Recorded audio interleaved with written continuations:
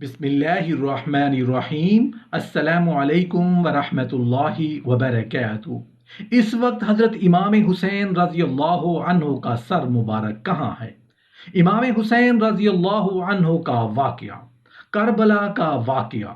محترم ناظرین، کربلا میں خون کی جو ہولی کھیلی گئی اس کی مثال پوری دنیا میں بلکہ تاریخ انسان میں ایسا واقعہ آپ کو کہیں نہ سننے کو نہ پڑھنے کو ملے گا، جس میں اللہ کے رسول کی اولاد کو اتنا رسوا کیا گیا ہو، جہاں خون کی ندیاں بہا دی گئی ہوں۔ واقعہ کربلا کا دن قیامت صغریٰ سے کم نہیں تھا۔ رات گزر گئی تو صبح ان مقدس سروں کو نیزوں پہ اٹھایا گیا، اونٹوں کی سواریوں پر مقدس بیویوں کو بٹھایا گیا اور یہ لٹا پٹا سارا قافلہ سوئے کوفہ روانہ ہو گیا۔ ظالم یزیدی اس قافلے کو لے کر کوفہ کی طرف روانہ ہو گئے۔ رات کو ابن سعد کے لشکر میں سے کسی نے چاہا کہ حضرت امام زین العابدین کو بھی شہید کر دیں، لیکن ابن سعد نے کہا یہ بیمار بچہ ہے، اسے چھوڑ دو۔ مشیت الہی بھی یہی تھی کہ کوئی روداستہ ضرور موجود ہونا چاہیے جس نے سب کچھ اپنی آنکھوں سے دیکھا ہو اور وہ حالات کا عینی شاہد ہو۔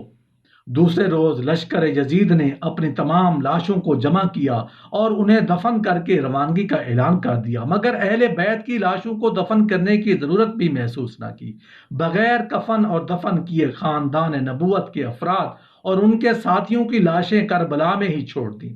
فرات کے کنارے ایک قبیلہ بنو سعد آباد تھا۔ جب انہیں پتہ چلا کہ یزیدی لوگ اہل بیت اطہار کی لاشوں کو کھلے آسمان تلے چھوڑ کر چلے گئے ہیں تو وہ فوراً پہنچے اور شہداء کے مبارک جسموں کو کفن دے کر دفنا دیا۔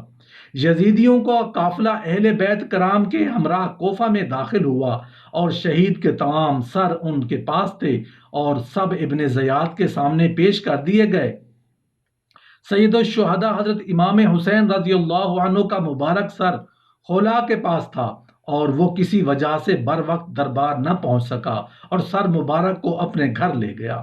خولا اپنی بیوی سے کہنے لگا، آج میں تیرے لیے دنیا جہان کی دولت لے کر آیا ہوں۔ مطلب یہ تھا کہ جب یہ سر مبارک ابن زیاد کے دربار میں پیش کروں گا تو بہت سارا انعام ملے گا۔ سنگ دل خولا لمبی تان کر سو گیا، مگر اس کی بیوی نے دیکھا کہ آسمان سے زمین تک نور ہی نور پھیلا ہے اور سر مبارک کے گرد عجیب شکل کے نورانی پیکر طواف کر رہے ہیں۔ کچھ نہیں کہا جا سکتا کہ وہ مخلوق کون تھی۔ وہ ساری رات یہ نظارہ دیکھتی رہی۔ صبح ہوتے ہی بدبخت خولا اٹھا اور امام پاک کا مبارک سر ابن زیاد کے پاس لے گیا۔ امام علی مقام کا سر باقی سروں کے ساتھ اور خانزادہ رسول کے باقی قیدیوں کے ساتھ اس بدبخت ابن زیاد کے تخت کے سامنے پیش کیا گیا۔ وہ بدبخت اس وقت تخت پر ہی بیٹھا تھا اور اس کے ہاتھ میں ایک چھڑی تھی۔ اس نے چھڑی کے ساتھ حضرت امام حسین رضی اللہ عنہ کے دندان مبارک پر ایک ضرب ماری اور نازیبہ گفتگو کی۔ حضور کے ایک کمزور نظر والے صحابی جو وہاں موجود تھے، وہ بہت بوڑھے تھے، ان کا زید بن ارقم تھا۔ ابن زیاد کی چھڑی جب حضرت سیدنا امام حسین رضی اللہ عنہ کے لبوں پر دیکھی تو چیخ اٹھے اور کہا، کچھ تو حیا کر، خدا کی قسم میں نے اپنی آنکھوں سے رسول اللہ صلی اللہ علیہ وآلہ وسلم کے لبوں کو، ان لبوں کو چومتے ہوئے دیکھا ہے۔ ابن زیاد کہنے لگا، اے زید، اگر تم بوڑھے نہ ہوتے تو تمہاری گردن ابھی اتار دیتا۔ ابن زیاد نے اس سب کے بعد یزید کی خوشنودی کے لیے حضرت امام حسین رضی اللہ عنہ کا سر انور اور دیگر سروں کو جلوس کے ساتھ اور خانزادہ رسول کی پاک بیبیوں کے ساتھ یزید کی طرف دمشق روانہ کر دیا۔ جب یہ قافلہ دمشق کی طرف روانہ ہوا تو راستے میں ایک گرجے کے قریب پڑاؤ کیا۔ وہاں انہوں نے جلی حروج میں ایک پہاڑی پر سرخ رنگ کے ساتھ یہ شعر لکھا ہوا دیکھا، جس قوم نے حسین کو قتل کر دیا ہے، کیا وہ قیامت کے دن ان کے نانا جان کی شفاعت کی امید رکھ سکتے ہیں؟ اہل قافلہ نے جب یہ شعر پڑھا تو ان کے رونگٹے کھڑے ہو گئے۔ وہ یہ سمجھنے سے قاصر ہو گئے کہ اس پہاڑی پر ایسے انداز میں یہ شعر کس نے لکھا ہے۔ ابھی وہ حیران و پریشان ہو رہے تھے کہ قریبی گرجے سے ایک پادری ان کے پاس آیا تو اہل قافلہ نے ان کی آمد کا غنیمت جانا اور ان سے پوچھا کہ یہ شعر اس پہاڑی پر کس نے لکھا ہے اور یہ کب سے لکھا ہوا ہے؟ وہ راہب کہنے لگے یہ شعر تو یہاں ہمارے بڑوں کے زمانے سے یہاں لکھا ہوا ہے۔ راہب نے پوچھا کہ یہ نیزے پر سر کس کا ہے؟ یہ قیدی کون ہے؟ راہب کو بتایا گیا کہ یہ سر حسین ابن علی کا ہے اور یہ بیبیاں اس مقدس خاندان کی ہیں۔ اور وہ راہب کانپ اٹھا۔ 10,000 دینار کے بدلے میں اس راہب نے ایک رات کے لیے اس قافلے سے سر حسین سے لے لیا۔ چنانچہ قافلے نے ایک رات کے لیے وہیں پڑاؤ کیا۔ راہب نے اپنا گھر خالی کروا کر پاک بیبیوں کو وہاں ٹھہرایا اور خود مبارک سر کو ایک دھوئے ہوئے پاک تشت میں رکھ کر خود اس کے سامنے بیٹھ گیا۔ خیر یہ الگ واقعہ ہے، یہ کیسے اس راہب نے پاک بیویوں اور مبارک سر کی خدمت کی جو یہاں بیان کرنا مقصود نہیں۔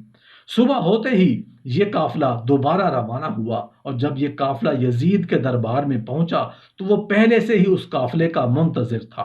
جب سر حسین یزید کے سامنے رکھا گیا اور وہ اپنے تخت پر بیٹھا تو اس نے ایک چھڑی حضرت حسین کے ہونٹوں پر دانتوں پر مار کر کہا تم اپنے انجام کو پہنچ چکے ہو۔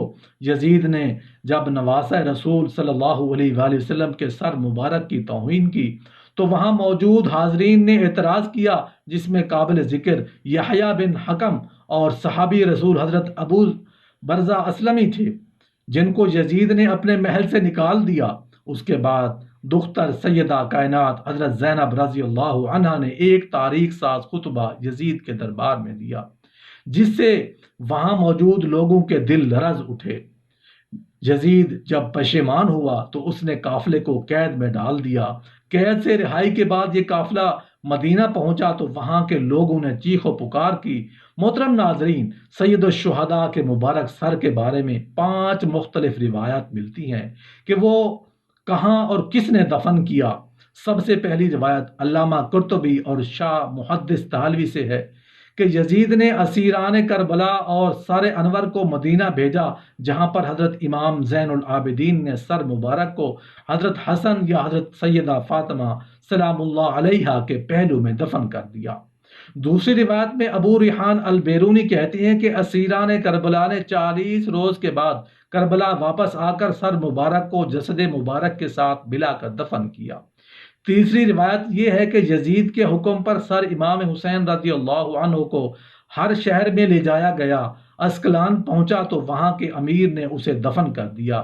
چوتھی روایت یہ ہے کہ اسکلان میں جب فرنگیوں کی حکومت قائم ہوئی تو 548 ہجری میں طائن بن زرع ایک نائب مصر نے اسکلان سے سر انور کو لیا اور مصر لے گیا، وہاں اس نے مشہد حسینی بنوایا۔ شام کربلا اس کے متعلق علامہ ابن حجر تمیمی مکی روایت فرماتے ہیں کہ سلیمان بن عبد الملک نے نبی کریم صلی اللہ علیہ وآلہ وسلم کو خواب میں دیکھا کہ آپ اس کے ساتھ ملاطفت فرما رہے ہیں اور اس کو بشارت دے رہے ہیں کہ صبح اس نے حضرت امام حسن بصری رضی اللہ عنہ سے اس کی تعبیر پوچھی تو انہوں نے فرمایا شاید تو نے حضرت محمد صلی اللہ علیہ وآلہ وسلم کی آل کے ساتھ کوئی بھلائی کی ہے۔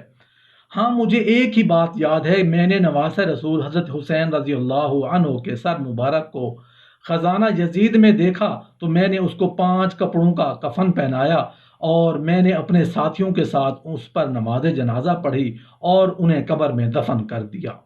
سلیمان بن عبد الملک کے بعد اس کے جانشین عمرو بن عبد العزیز نے سر مبارک کو نکالا اور کربلا میں جا کر خود جسد مبارک کے ساتھ دفن کر دیا۔ ایک روایت یہ ہے کہ جب منصور ابن جمہور نے شام کو فتح کیا تو شہر میں داخل ہونے کے بعد وہ یزید کے خزانے والے کمرے میں گیا، وہاں پر اسے سرخ رنگ کی ایک ٹوکری ملی۔ منصور نے اپنے غلام سے کہا کہ اس ٹوکری کی حفاظت سے رکھو کہ یہ اپنی امیہ کے قیمتی خزانے میں سے ایک خزانہ ہے، لیکن جب اس کو تھوڑے عرصے کے بعد کھولا تو دیکھا کہ اس میں امام حسین رضی اللہ عنہ کا نورانی سر ہے جس سے عطر کی خوشبو آ رہی تھی۔ اس نے اپنے غلام کو حکم دیا کہ یہ ایک کپڑا لائے، اس نے سر کو اس کپڑے سے ڈھانپ دیا اور پھر کفن کرنے کے بعد اس سر کو دمشق میں باب فرادیس میں کے پاس دفن کر دیا۔